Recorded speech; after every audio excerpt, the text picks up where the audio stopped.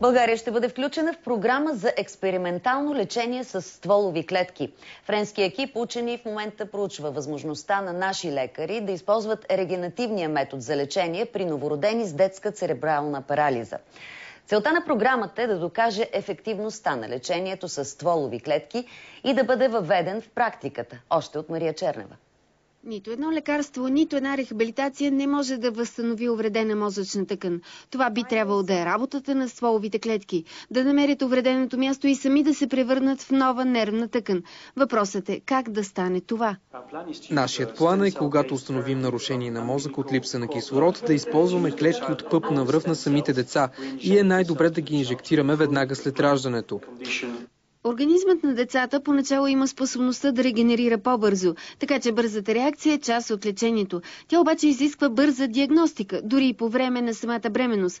Така че първо нашите акушер-гинеколози трябва да бъдат обучени. Подобно клинично изпитание вече се прави в Америка. С стволови клетки там са лекувани около 100 деца и резултатите са доста обнадеждаващи. И ние със сигурност ще използваме резултатите от техните изследвания.